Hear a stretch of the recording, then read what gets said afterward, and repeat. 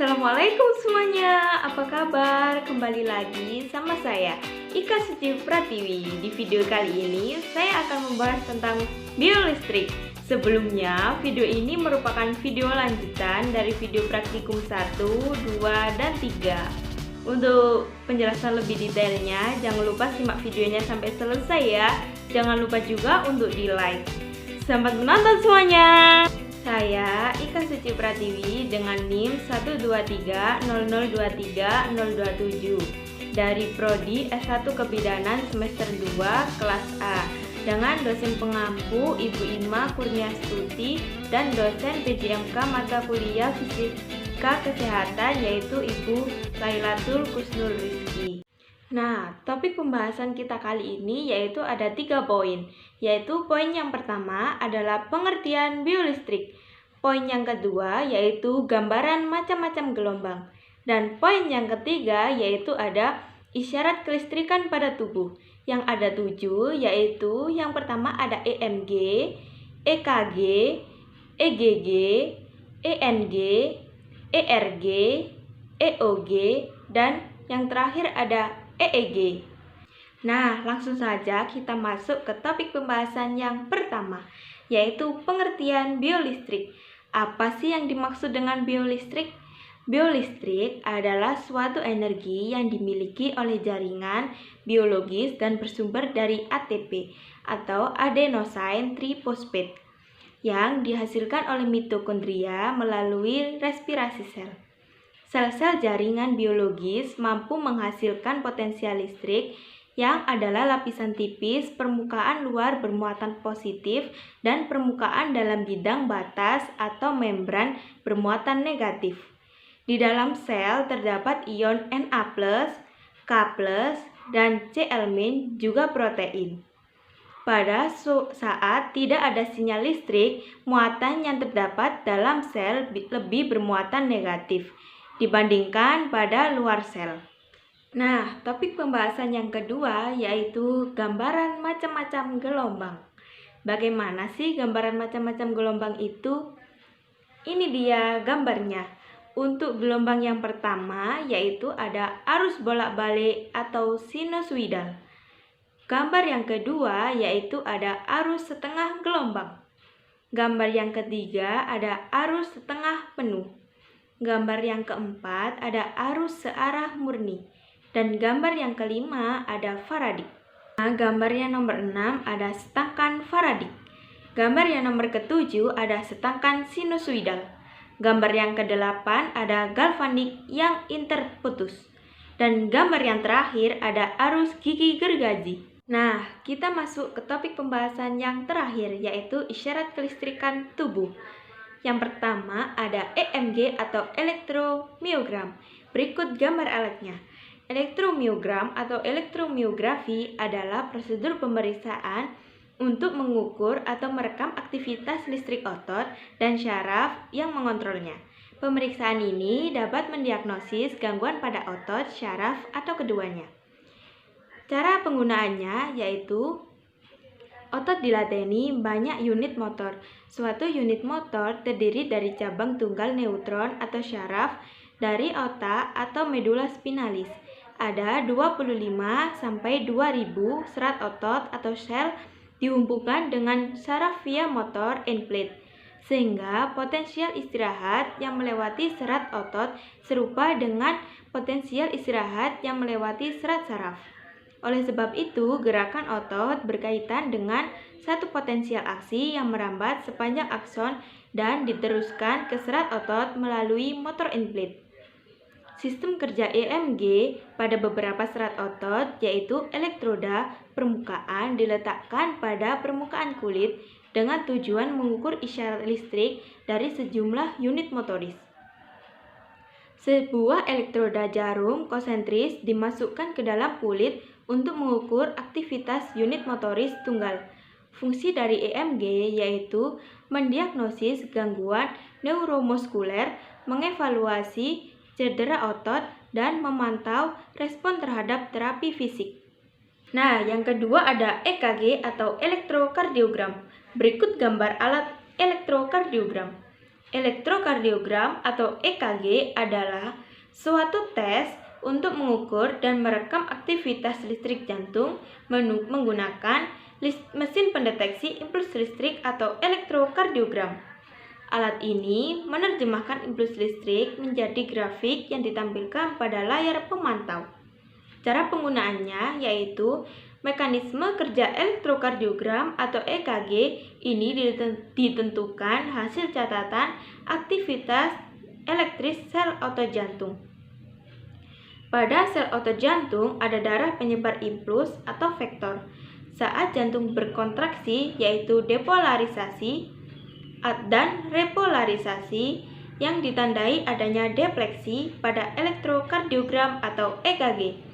Fungsi dari EKG adalah mendiagnosis gangguan jantung seperti aritmia, serangan jantung, dan gangguan katup. Nah, yang ketiga ada EGG atau elektrogastrogram. Berikut gambar alat EGG. EGG atau elektrogastrogram adalah suatu tes di mana arus listrik yang dihasilkan oleh otot perut dirasakan dan dicatat dengan cara yang sangat mirip dengan elektrokardiogram jantung. Cara penggunaannya yaitu elektroda yang ditempelkan pada bagian atas perut memonitor aktivitas listrik yang dihasilkan oleh otot jantung. Fungsinya yaitu mendiagnosis gangguan pencernaan seperti gastroparesis dan gangguan motilitas lambung. Nah, berikutnya ada ERG atau elektroretinogram. Berikut gambar alat ERG. ERG atau elektroretinogram adalah pemeriksaan mata yang mengukur respon listrik sel mata yang peka terhadap cahaya. Sel yang merupakan bagian dari retina ini disebut batang dan kerucut. Cara penggunaannya yaitu pada uji ERG, pasien akan memakai tambalan mata dan duduk dalam ruangan gelap selama 30 menit. Kemudian, peneliti akan menempelkan elektroda ke dahi pasien dan tidak menimbulkan rasa sakit. Begitu juga semua pengguna elektroda pada tes ini. Setelah itu, tambalan pada mata dilepaskan. Permukaan mata pasien akan mati rasa dengan tetes mata dan lensa kontak yang akan ditempelkan pada mata pasien. Pasien tidak dapat melihat, kemudian disorotkan cahaya, dan mata akan berkedip. Yang berkedip adalah lensa kotak pada mata ketika disorot cahaya. Fungsi dari ERG adalah mendiagnosis gangguan mata seperti retinitis pigmentosa dan degenerasi makula. ENG atau elektroneurogram. Berikut gambar alat ENG. ENG adalah pemeriksaan untuk mengukur pergerakan mata dan otot yang mengontrolnya. Tes ini umumnya dilakukan untuk mendeteksi gangguan pada sistem vestibular yang meliputi bagian telinga dalam, otot mata, dan jaringan saraf yang menghubungkan keduanya untuk mengirimkan sinyal ke otak. Cara penggunaannya yaitu sebuah elektroneurogram biasanya diperoleh dengan menempatkan elektroda di jaringan saraf. Aktivitas listrik yang dihasilkan oleh neuron dicatat oleh elektroda dan dikirim ke sistem akuisisi, yang biasanya memungkinkan untuk memvisualisasikan aktivitas neuron. Setiap garis vertikal di elektroneurogram merupakan salah satu potensial aksi saraf, tergantung pada presisi dari elektroda yang digunakan untuk merekam aktivitas saraf. Sebuah elektroneurogram dapat berisi aktivitas neuron tunggal untuk ribuan neuron. Para peneliti menyesuaikan presisi elektroda mereka untuk baik fokus pada aktivitas neuron tunggal atau aktivitas umum sekelompok neuron. Kedua strategi memiliki keuntungan mereka.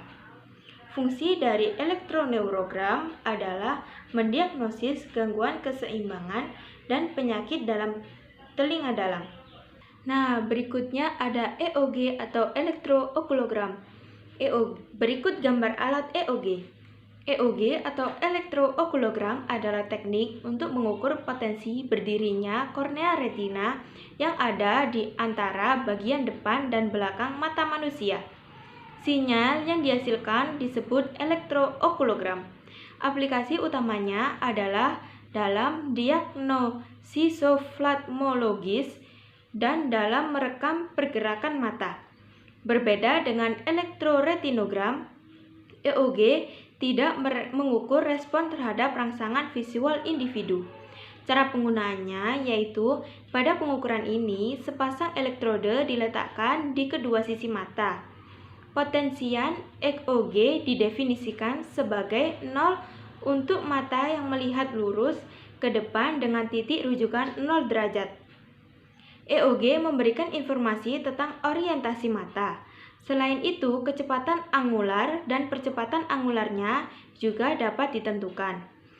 Elektrookulografi lebih banyak digunakan untuk penelitian. Telah dilakukan banyak studi EOG untuk menentukan efek obat pada gerakan mata. Gerakan mata sewaktu tidur dan sewaktu mencari sesuatu dengan mata. Salah satu penerapan klinisnya adalah pemeriksaan gerakan mata sewaktu nistagmus, suatu kondisi yang berkaitan dengan gerakan-gerakan kecil pada mata. Sinyal EOG bergantung pada otot mata dan sistem vestibular atau keseimbangan. Fungsi dari EOG atau elektrookulogram adalah mendiagnosis gangguan penglihatan dan masalah syaraf yang mempengaruhi kontrol mata. Dan yang terakhir ada EEG atau elektroensefalogram. Adalah berikut gambar alat EEG. Ada EEG atau elektroensefalogram adalah tes untuk mengukur aktivitas listrik di otak menggunakan alat berbentuk cakram logam kecil atau elektroda yang terpasang pada kulit kepala Anda. Tes ini dapat mengidentifikasi aktivitas listrik yang abnormal di otak, yang memungkinkan mengindikasikan adanya kelainan sistem saraf atau penyakit otak tertentu. Cara penggunaannya yaitu elektroensefalogram atau EEG dapat diukur dengan menempatkan elektroda di kulit kepala melalui tengkorak yang tidak dibuka atau dengan elektroda yang diletakkan di atas atau di dalam otak. Fungsi dari EEG yaitu mendiagnosis gangguan neurologis seperti epilepsi, tumor otak, dan gangguan tidur. Nah, itu tadi merupakan paparan materi yang dapat saya sampaikan pada video praktikum 4 kali ini. Semoga bisa bermanfaat dan semoga saya bisa mendapatkan nilai praktikum yang bagus dan memuaskan. Terima kasih sudah menonton sampai selesai. See you the next video semuanya. Wassalamualaikum warahmatullahi wabarakatuh.